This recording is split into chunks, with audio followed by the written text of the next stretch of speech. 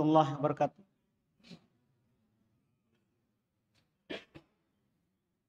Innal hamdalillah nahmaduhu wa nasta'inuhu wa nastaghfiruh wa na'udzu billahi min syururi anfusina wa min sayyiati a'malina. May yahdihillahu fala mudilla lahu wa may yudlil fala hadiyalah. Asyhadu an la ilaha illallah wahdahu la syarika lah wa asyhadu anna Muhammadan abduhu wa rasuluh sallallahu alaihi wa ala alihi wa ashabihi wa man tabi'ahum bi ihsan ila yaumiddin. Amma ba'd. Kaum muslimin wal muslimat, al-ikhwan wal akhwat, jamaah salat maghrib rahimani wa rahimakumullah. Alhamdulillah, kita bersyukur kepada Allah Subhanahu wa taala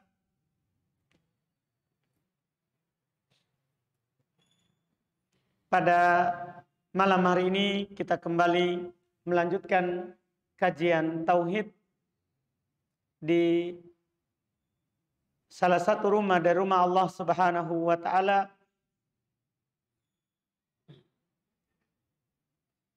di masjid dari masjid Allah yang tentunya kita yakini bersama berkumpul di rumah Allah itu adalah banyak kebaikannya, besar keutamaannya, serta banyak berkahnya. Karena disebutkan oleh Nabi kita Muhammad sallallahu alaihi wasallam, seorang yang berkumpul bersama saudara-saudaranya, sesama muslimin, sesama muslimat, mereka akan selalu disebut oleh Allah Subhanahu wa taala di atas langit.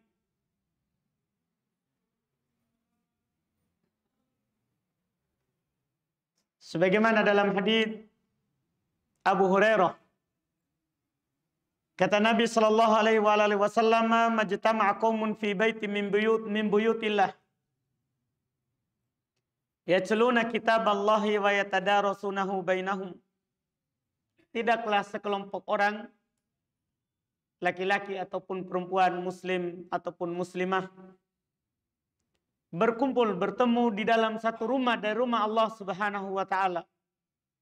Mereka membaca kitab Allah, Quran, dan mereka mempelajarinya.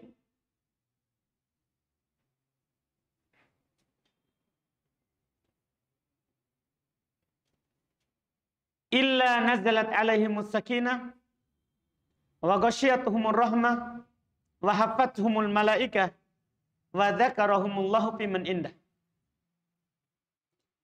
Kecuali pasti akan turun kepada mereka ketenangan, akan diliputi oleh rahmat, berkah, kasih sayang Allah Subhanahu wa taala, akan dinaungi oleh malaikat, dan Allah akan menyebut-nyebut mereka di sisinya. Jadi kita duduk di bumi, tapi kita disebut di langit dengan nama kita masing-masing, nama yang paling baik didengar di penduduk langit di sisi al-malaikah al-kiram al-bararah, di sisi malaikat yang mulia lagi, yang selalu baik dan taat kepada Allah Subhanahu wa taala. Tentunya kalau kita ikhlas kepada Allah dalam perkumpulan yang seperti ini, Karena ini adalah ibadah penghambaan kepada Allah Subhanahu wa taala, membutuhkan niat yang baik, niat yang ikhlas, baru kita akan mendapatkan keutamaan tadi yang disebutkan oleh Nabi kita Muhammad SAW.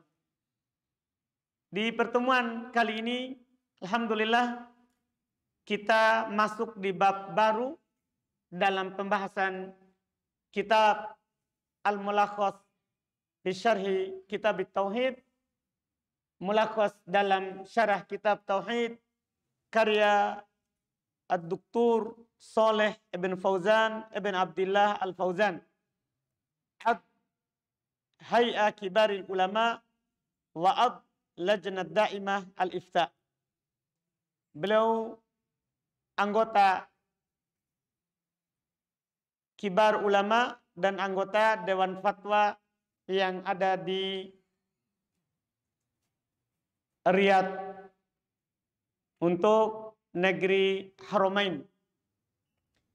Kita di bab yang beliau sebutkan tentang sihir. Tentang sihir ini, karena ini butuh diketahui hukumnya, jenis-jenisnya, belum tidak sebutkan satu bab, tapi ada 4 bab. Ini yang pertama. Baru nanti ada lagi 3 bab setelahnya. Semuanya terkait dengan sihir.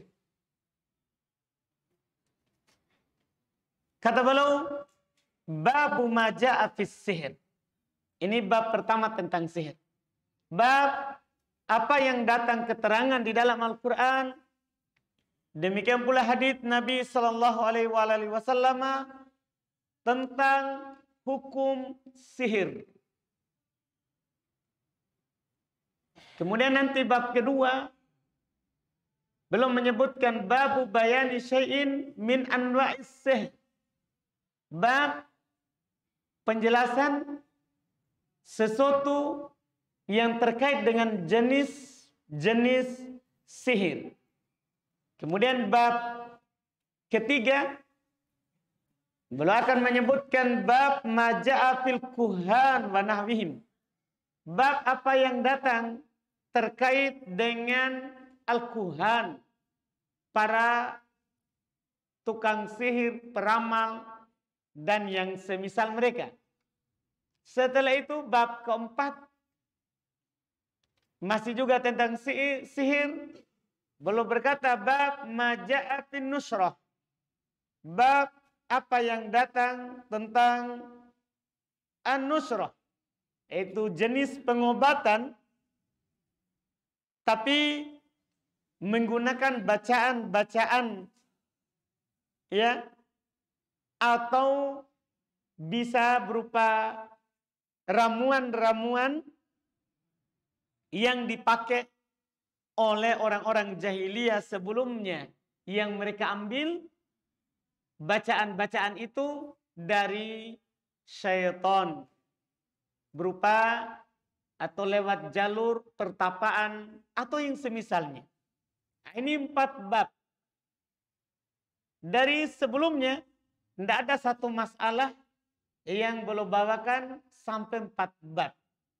Ini dikarenakan satu, sihir itu merupakan pembatal keislaman. Jadi butuh ditahu dengan jelas. Kedua, sihir itu merupakan amalan yang membinasakan. Sebagaimana nanti akan disebutkan sendiri oleh Nabi kita Muhammad sallallahu alaihi wasallam.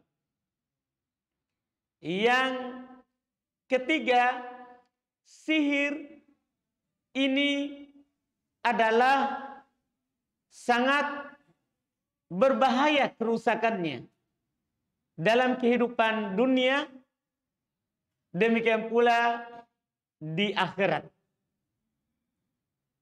Dengan sebab sihir, banyak perceraian, banyak perkelahian, banyak hal yang terjadi. Oleh karena itu nanti akan disebutkan hukum dari syariat Islam bahwa tukang sihir dibunuh hukum Islamnya oleh pemerintah. Apakah sihirnya nanti pakai perantaraan syaitan atau bahkan sihirnya yang pakai obat-obatan, ramuan? Hukumnya dibunuh. Yang pakai perantaraan syaitan dibunuh karena kafir. Yang pakai ramuan-ramuan dibunuh karena kerusakannya di atas muka bumi. Ini alasan ketiga pentingnya. Kemudian alasan keempat, sihir ini banyak juga orang mengaku Islam menggunakannya. Jadi perlu ada kejelasan di kalangan kaum muslimin. Karena sekarang, apalagi di masa kita sekarang ini beda tipis. Ustadz sama peramal. Orang pintar.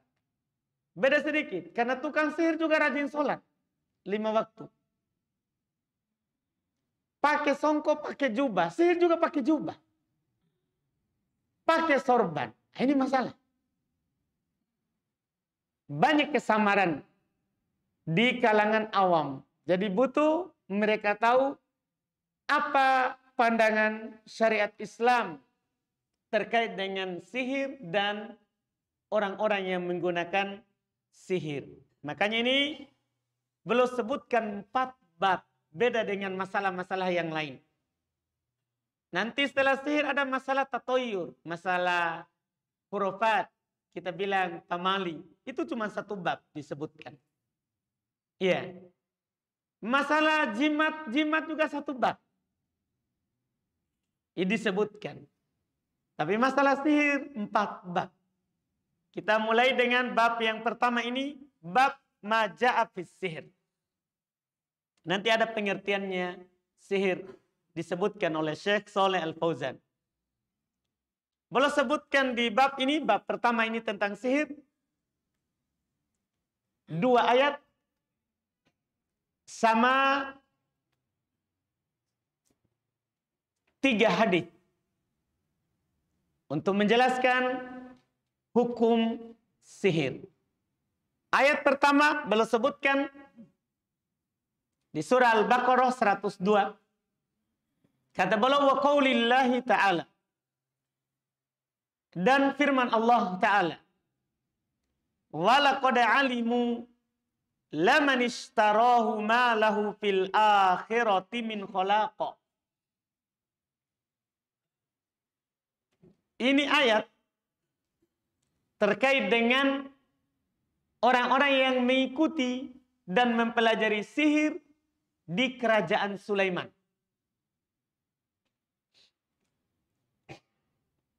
Kita sedikit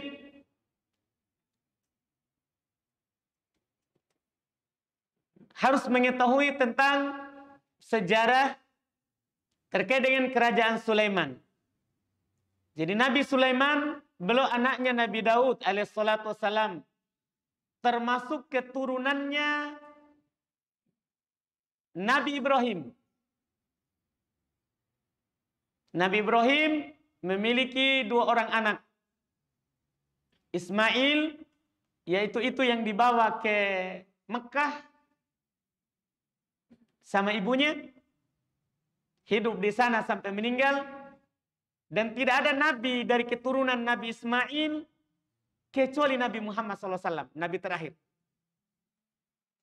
Ada anak kedua bernama Ishak. Ini yang hidup di Palestina, di Baitul Maqdis. Dia punya anak Ishak yang bernama Yakub, 1 juga. Hanya punya 1 anak, Yakub. Dari Yakub lahir 12 orang anak, termasuk Nabi Yusuf dan 11 saudaranya. Semuanya jadi nabi, dan inilah yang dibilang Bani Israel. Keturunannya Israel. Israel itu nama lain untuk Yakub. Bani Israel ini dipimpin oleh para nabi. Sampai nabi terakhirnya adalah Nabi Isa alaihissalatu wassalam. Karena setelah Nabi Isa ya Nabi Muhammad. Dari keturunannya Nabi Ibrahim. Lewat jalur Ismail. Termasuk dari keturunannya ini Bani Israel adalah Nabi Sulaiman. Nabi Sulaiman ini adalah ujian terberat bagi orang-orang Yahudi. Karena dia diberikan kekuasaan oleh Allah yang tidak diberikan kepada seorang pun sebelumnya dan setelahnya. Dia memiliki kerajaan dari bangsa jin dan manusia. Jadi dia memimpin jin dan manusia. Dia mengerti bahasa hewan, bahasa binatang. Maka ada pasukannya dari burung. Dia temukan raja di negeri Sabah, negeri Yaman, yang dipimpin oleh seorang perempuan, itu karena pasukannya burung yang menemukannya. Jauh sekali dari negeri Yaman, dia dari negeri Syam, Palestina, menemukan kerajaan di Yaman yang menyembah matahari pada dasarnya. Dia punya kekuasaan itu, mengerti bahasa burung. Terus diberikan keutamaan oleh Allah, dia bisa mengatur arah angin. Itu tentunya izin kekuasaan dari Allah. Dan dia memiliki juga kekuasaan untuk memerintahkan awan. Sehingga ketika dia meninggal, itu Nabi Sulaiman alaihissalatu wassalam, banyak bisikan-bisikan dari syaitan. Setelah mereka tahu Nabi Sulaiman sudah meninggal, karena syaitan berada di bawah tekanan Nabi Sulaiman, mereka bekerja untuknya, dia tidak tahu kalau Nabi Sulaiman meninggal. Disebutkan dalam Quran. Jadi ceritanya Nabi Sulaiman lagi mengawasi mereka, berdiri bersandar dengan tongkatnya seperti biasa, mereka kerja. Karena jasad para nabi tidak dimakan oleh tanah, jadi mereka tidak tahu kalau dia sudah meninggal. Nanti dia tahu saat minsaannya, saat tongkat tempat bersandarnya itu dimakan oleh rakyat. Akhirnya dia jatuh. Karena tongkatnya berkurang. Baru mereka tahu bahwa ternyata sudah meninggal yang berdiri selama ini. Setelah itu, syaitan bekerja. Mereka bisikan kepada manusia, ini Nabi Sulaiman atur kerajaannya dengan sihir. Disitulah berkembang sihir di kalangan Yahudi. Orang-orang Yahudi. Iya, dari Bani Israel. Mereka bisikan seperti itu. Ini Sulaiman berkuasa seperti itu menggunakan sihir. Maka disebutkan mereka mengikutinya. Wattaba'u. Apa ayatnya? Dalam surah Al-Baqarah 102. Mana Pak Imam? Wattaba'u ma tatlu syayatin ala mulki Sulaiman. Wa ma kafara Sulaiman. Walakinna syayatin kafar. Mereka mengikuti apa yang dibaca, yang dibisikkan berupa sihir oleh syaitan di kerajaannya Sulaiman. Sulaiman tidak kafir karena dia tidak menggunakan sihir. Akan tetapi syaitanlah yang kafir, yang mengajarkan sihir. Ditambah lagi Allah uji mereka. Allah uji mereka. Yaitu dengan diturunkan 2 malaikat yang mengajarkan kepada mereka sihir. Tapi sebelum diajarkan dia bilang, fala takfur. Jangan kamu kafir. Ini kami hanya ujian. Disebutkan di ayat tadi. Bisa kita baca di surah Al-Baqarah 102. Malaikat bilang kami ini hanya ujian. Jangan kamu kafir. Artinya jangan mempelajari sihir sehingga kamu akan kafir. Tapi begitulah ujian. Iya. Untuk menguji mereka. Apakah mereka memilih mengikuti Nabi Sulaiman atau malah mengikuti syaitan yang membisikkan kepada mereka sihir. Makanya ketika itu, karena para nabi Allah Subhanahu wa taala menjelaskan hal tersebut dan malaikat juga jelaskan bahwa ini adalah ujian. Jangan mengikutinya. Makanya Allah katakan setelahnya, ini potongan ayatnya. Walaqad alimu, sungguh mereka tahu, yaitu orang Yahudi tadi, yang mengikuti apa yang dibacakan di kerajaan Sulaiman oleh syaitan. Walaqad alimu, sungguh mereka telah tahu.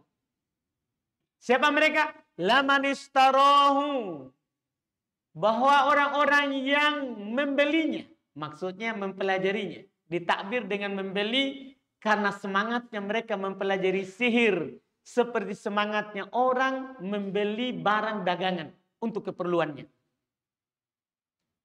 Sungguh mereka telah tahu bahwa orang yang mempelajarinya, malahu fil akhirati min khalaq, tidak ada bagi mereka nanti di negeri akhirat bagian sedikit pun, karena mempelajari sihir ini penghancur amalan. Seorang yang mempelajari sihir yang dibacakan oleh syaitan, ini dia batalkan keislamannya. Artinya di akhirat dia termasuk orang yang merugi. Karena ini termasuk syirik. Mempercayai syaitan. Nanti akan dijelaskan oleh Syekh Soleh. Bahwa percaya terhadap sihir, mempelajari sihir, menggunakan sihir, ini adalah termasuk kesyirikan. Sementara syirik membatalkan amalan di akhirat akan membuat kita merugi. Kata Allah dalam Al-Quran, walau asyraku lahabita anhum ma kanu ya'malun. Kalau mereka berbuat syirik, sihir termasuk syirik, karena mempercayai syaitan, maka akan batal seluruh yang mereka amalkan. Sehingga malahu fil akhirati min khalaq, tidak ada bagi mereka di akhirat kebaikan sedikit pun. Nanti akan ditegaskan lagi oleh Nabi kita Muhammad SAW bahwa sihir itu menghancurkan. Nanti kita akan baca hadisnya. Ini ayat kedua, wa qaulihi, dan firman Allah menjelaskan hukum sihir. Yu'minuna bijibti wat tagut. Ini ayat sudah disebutkan sebelumnya. Mereka percaya terhadap al-jibt. Nanti akan datang penjelasan siapa itu al-jibt dari perkataan Umar. Sebentar. Wat tagut. Mereka percaya kepada jibti dan tagut. Qala Umar, berkata Umar, khalifah kedua, sahabat Nabi kita Muhammad sallallahu alaihi wasallam, al-mulhim, ya, beberapa kali ucapannya sesuai dengan Quran. Beberapa kali ucapannya sesuai dengan Quran. Qala, beliau berkata, al-jibtu as-sihir. Jibtu di ayat ini maksudnya sihir. Wat tagut as-syaitan. Sementara tagut itulah syaitan. Faqala Jabir, dan berkata Jabir bin Abdullah, sahabat Nabi juga Muhammad sallallahu alaihi wasallam, at-tawagit, tagut itu kuhan, tukang sihir, dukun, paranormal, orang-orang bodoh. Kana yanzilu alaihim syaitan, adalah turun kepada mereka syaitan, fi kulli hayyin wahid, pada setiap suku itu satu. Makanya tukang sihir ini tidak pernah habis. Setiap kampung pasti ada tukang sihir. Siapa yang mengajarkannya? Syaitan. Karena kerjaan syaitan begitu setiap hari. Diutus oleh iblis yang kerajaannya di laut untuk menyebarkan kerusakan di atas permukaan bumi. Setiap kampung syaitan akan turun kepada seorang dan mengaku tahu perkara gaib, mengobati dengan jalan sihir, macam-macam. macam-macam. Selalu muncul orang yang seperti itu. Ini kata Jabir bin Abdullah radhiyallahu taala anhu. Ini 2 ayat. Kata Syekh Shalih Al-Fauzan, beliau jelaskan makna bab dan ayat tadi yang disebutkan serta perkataan Umar, munasabatul bab li kitabit tauhid. Kecocokan, kesesuaian bab ini disebutkan dalam pembahasan tauhid. Apa hubungannya sihir sama tauhid? Iya. Sama keyakinan kita bahwasannya yang disembah itu hanya Allah. Apa hubungannya? Kenapa disebutkan masalah sihir di dalam tauhid? Annahu lamma kana sihru min anwa'is syirki. Bahwasanya tatkala sihir itu merupakan jenis dari syirik. Idla yata'atta sihir biduni syirik. Karena tidak mungkin seorang itu mendapatkan sihir tanpa syirik. Sihir terbesar, yang paling besar syiriknya. Yang paling besar kekafirannya kepada Allah. Yang paling besar kurbannya. Itu tukang sihir yang besar. Tukang sihir kecil itu sedikit kurbannya. Tidak mungkin ada orang punya sihir yang dia bilang, oh saya ini dapatkan dari sholat. Tidak mungkin. Itu sholat hanya. Itu pun dia sholat pasti karena syaitan. Kalau kamu mau dapat sihir, pergi ke sholat. Akhirnya dia sholat bukan karena Allah. Karena siapa? Syaitan. Karena mau dapat sihir. Nah itu juga. Iya. Belum lagi bagaimana kurbannya. Iya. Di antara mereka ada yang kurban lalat demi sihir. Ada yang kurban ayam. Ayamnya ada syaratnya. Harus semuanya hitam. Biar matanya hitam. Tidak boleh ada putih. Macam-macam. Ini bentuk syirik. Ada yang kambing, ada yang sapi. Ada yang onta. Bahkan ada yang kurban anaknya. Istrinya. Ada orang menikah karena sihir saja. Kenapa kamu menikah? Bukan saya mau datangi. Setanku mau datangi. Ada orang begitu. Untuk sihir. Makanya ini sihir jenis dari syirik. Sihir tidak mungkin datang tanpa syirik. Tidak mungkin. Makanya disebutkan dalam tauhid. Tauhid kan hanya beribadah kepada Allah. Sementara sihir beribadah kepada selain Allah. Maka disebutkan sihir dalam pembahasan tauhid. Karena pembatal. Dari pembatal tauhid. Aqadalahul musannifu hadal bab. Oleh karena itu penulis membawakan bab ini. Fi kitabit tauhid. Dalam kitab tauhid. Untuk apa? Apakah supaya kita belajar sihir? Tidak. Liyubayyina dzalika tahdhiran minhu. Supaya menjelaskan hal tersebut dan memperingatkan kita hati-hati. Ini pembatal tauhid. Selesai? Cepat sekali. Betul. Baru sedikit. Cepat sekali. Selesai betul? Oh, tanya jawab. Alhamdulillah. Kita lanjut lagi di pertemuan akan datang. Masih ada. Masih banyak ini. Alhamdulillah. Nanti kita baca keterangan lanjutan dari Syekh Shalih Al-Fauzan. Kita masuk di tanya jawab. Bagi yang ingin bertanya langsung silakan. Silakan Pak.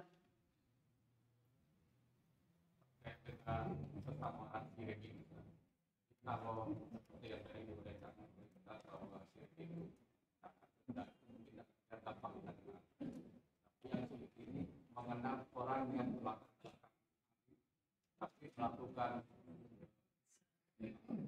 kesyirikan dalam bentuk zikir. Nah, bagaimana kita sebagai orang awam ini mengenali ciri-ciri bahwa keharusan daripada sihir itu apa? Nah, benarnya kan kita tahu. Betul. Misalkan nah, yang susah ini yang sama-sama orangnya lain.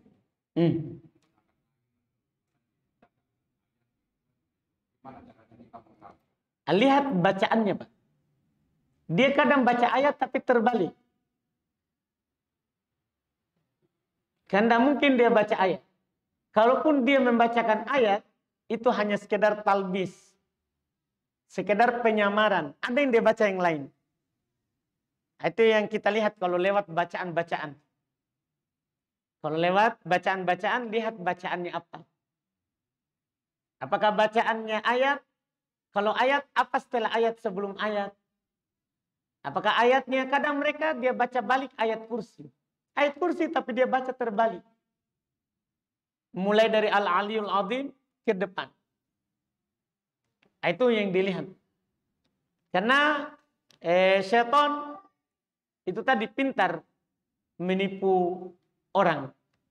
Makanya Nabi SAW ketika syaitan mengajarkan doa tidur kepada Abu Hurairah supaya tidak diganggu oleh syaitan sampai subuh, kata Nabi, sodakoka wahakadu.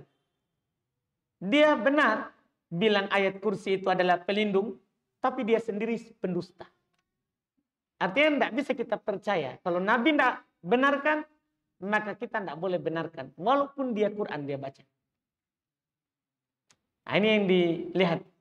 Ini yang pertama. Yang kedua, kalau memang samar sekali, lihat kesehariannya.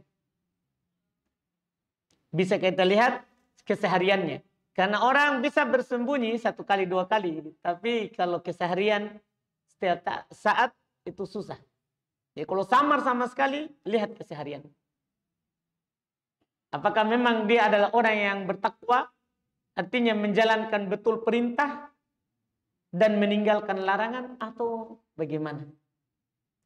Karena kalau dia adalah orang yang taat, maka dia akan menjalankan perintah dan meninggalkan larangan.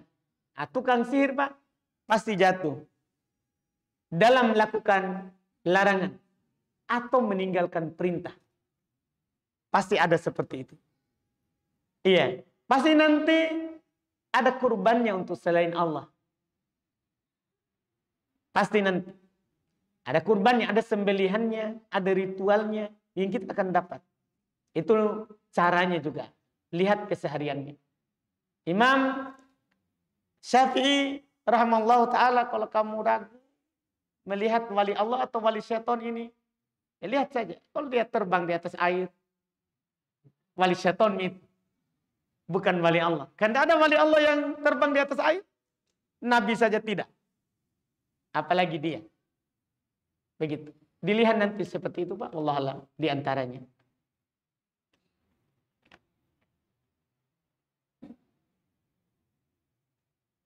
Apa hukumnya memberi garam di halaman rumah, tapi sudah dibacakan doa-doa seperti ayat kursi serta trikul? Apakah ini bukan kesyirikan atau bid'ah? Nanti akan datang di setelah bab sihir. Itu masuk di tatoyur. Masuk di pembahasan khurafat. Karena garam tidak ada sebab akibatnya yang bisa mengusir syaitan. Tidak ada. Nanti kita akan jelaskan setelah bab sihir. Bab maja'a fit tatoyur. Bab apa yang datang tentang tahayul. Ya, tahayul. Nanti ada hadis Nabi SAW terkait dengan hukumnya. Terkait dengan hukumnya. InsyaAllah ta'ala.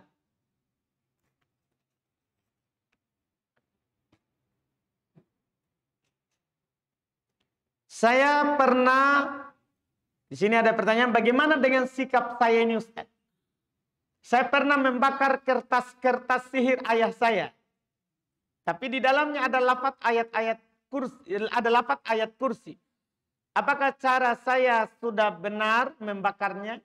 Ya kalau memang dengan membakarnya, dia akan hilang sihirnya, artinya dia tidak tahu lagi, karena gurunya sudah binasa juga.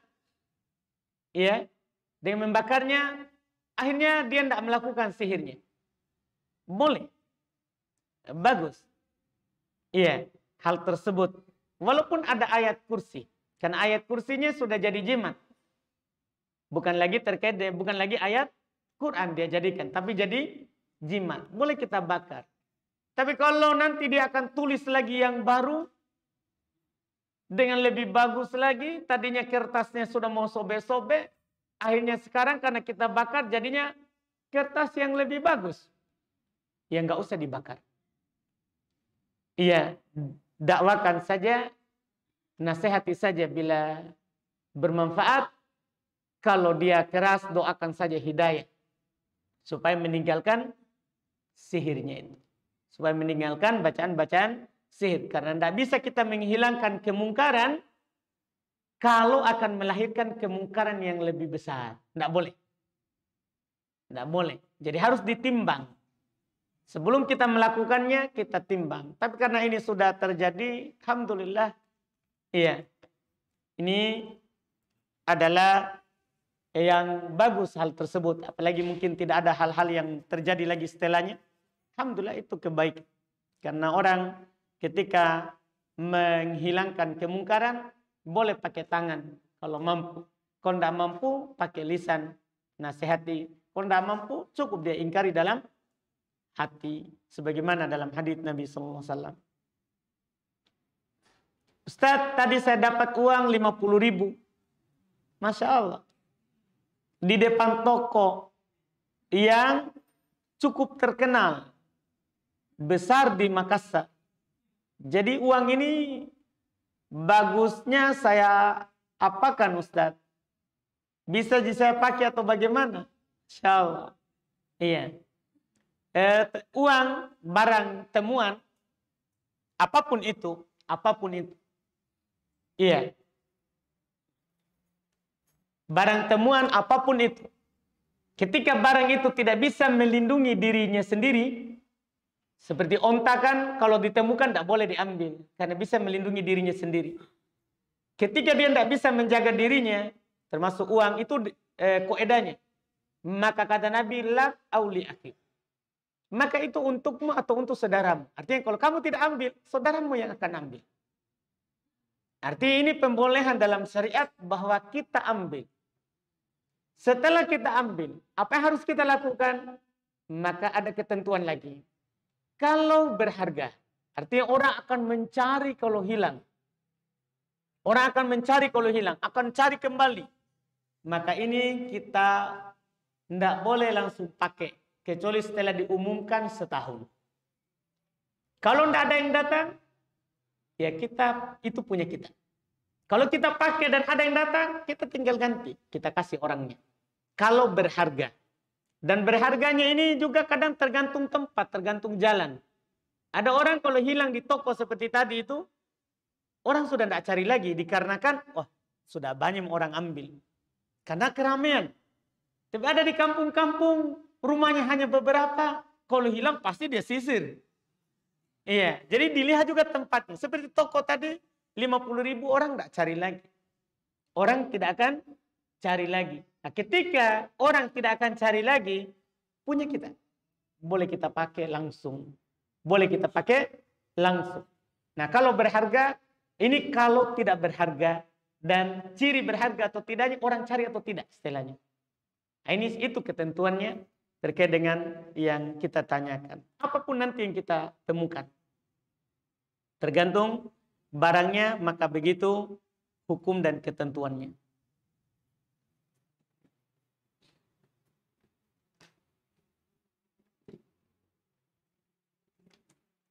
Seperti yang Ustadz tadi jelaskan, bahwasannya di setiap kampung itu ada sihir. Nah, pertanyaan saya, Ustadz, biasanya di kampung-kampung itu kebanyakan orang menggunakan air doa-doa atau baca-baca dengan dalil mengobati.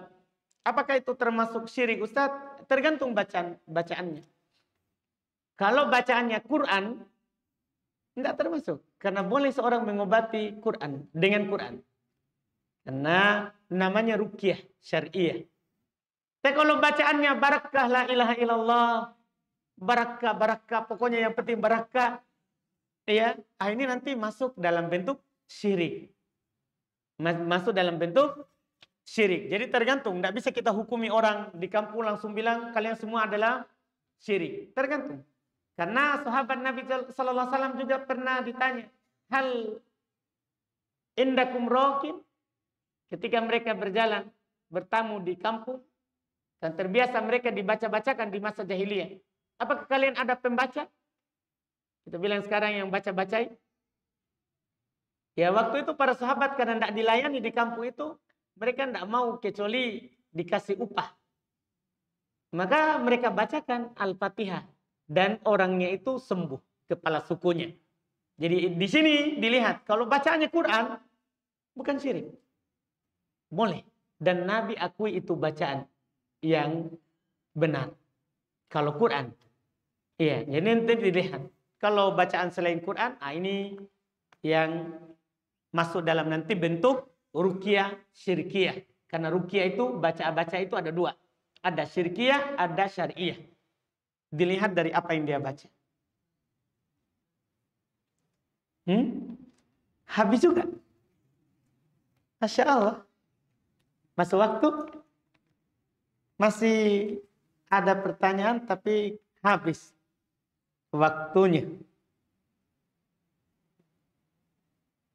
Tidak boleh satu?